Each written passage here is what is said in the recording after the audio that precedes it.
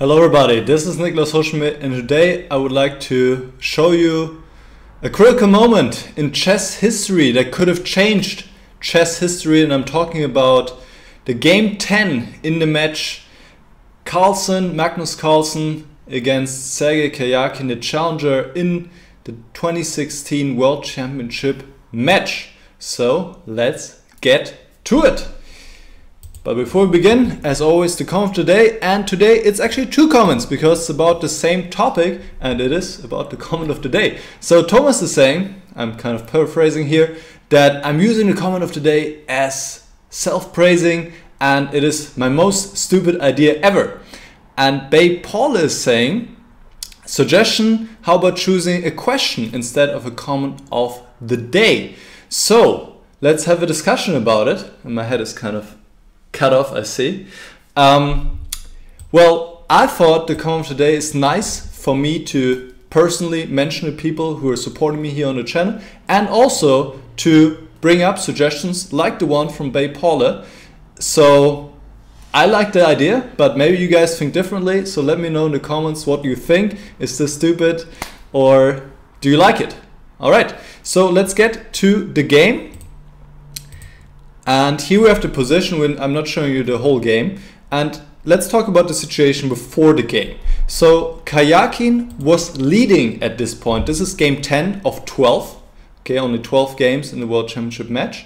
And Karjakin was leading with 5-4. He had won game 8 with the black pieces. There were only 3 games left, this one and 2 more. So Carlsen very urgently needed to win one. Okay. And in this position, it was white to move, Carlsen to move, and he played bishop takes e6, which is a mistake. He should either retreat with bishop to c2, or maybe play knight d2. But he played bishop takes e6, and he's weakening a little bit the black pawn structure, as black gets double pawns here on e6 and e5. But also he's opening up the f-file for the rook, and black is immediately threatening to take on f3 now. So Carlsen, as he had planned, retreats to d2. And this is the moment I was talking about. Here, Karjakin had a way to force a draw with the black pieces. So I put this question to you. If you haven't seen this yet, then you can try and solve it. Black to move, pause the video and try to figure out how Karjakin could have made a draw here. All right, when you're ready, he could have actually taken on f2 at this point.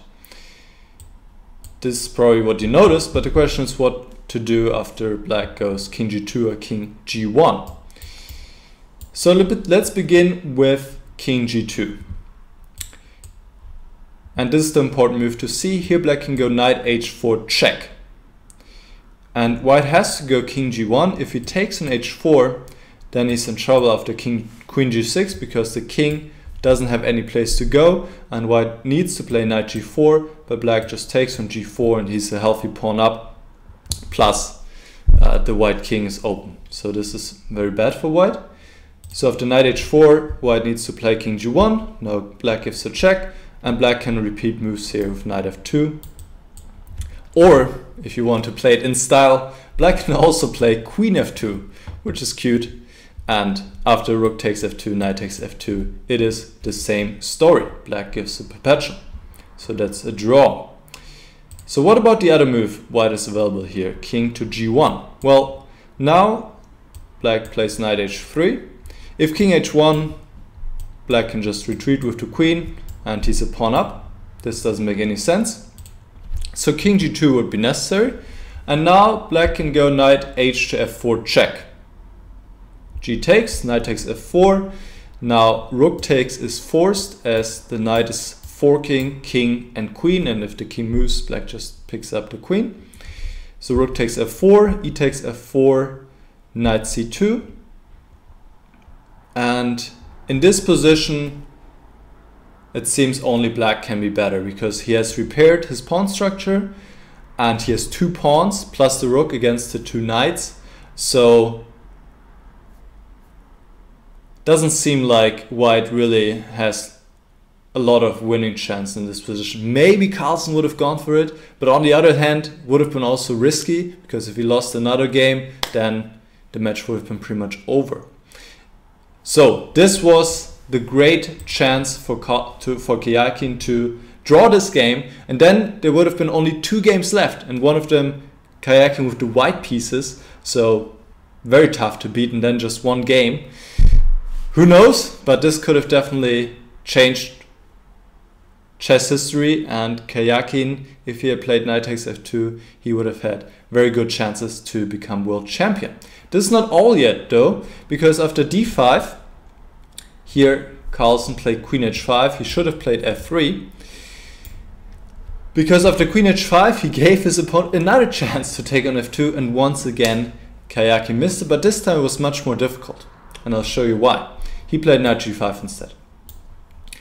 After knight takes f2, white plays king g2. King g1 is not good because black can unpin with tempo. He can go queen g5, and that's a nice little trick here. And after queen takes g5, the point is that black has this intermediate check and only now takes the queen, and he's a pawn up. So after knight takes f2, king g1 doesn't work, but king g2. And now black plays just a quiet move, queen f7. That's hard to spot, of course. The point is that black's threatening to give a check with the knight and winning the queen on h5. So black has to do something about it. But if he goes queen e2, we already know this story, knight h4. This is very similar to what we had just seen, and it's a draw after king g1, knight h3.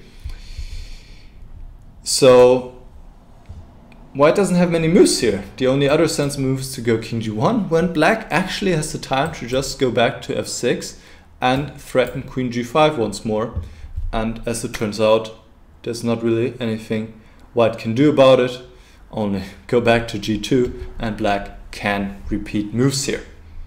So this was the second chance for Karjakin to take on f2, but of course much trickier than the first one. He played knight g5 though, but after h4, knight f3, they entered an endgame which is a little bit better for white and suited exactly Carlsen's playing style.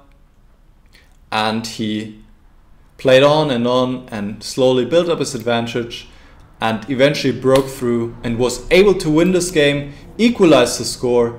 Then in the end the match went into tiebreaks, and Carlsen played a very good tiebreak, won 3-1 in the tiebreaks, it was rapid games, and retained his title. If you want to see more about this, there's a playlist of my analyzed games of the World Championship 2016. There's also me live commentating on the tiebreaks if you're curious about that. But with that being said, this was a great chance for Karjakin. He missed it, and Carlsen was able to remain world champion. Alright, you guys, let me know if you could find it, the sequence which would have forced a draw pretty much. And if you're not subscribed yet, you can do so in a moment. Be happy to see you guys. And well, I'll catch you next time, I would say, right? All right, bye bye.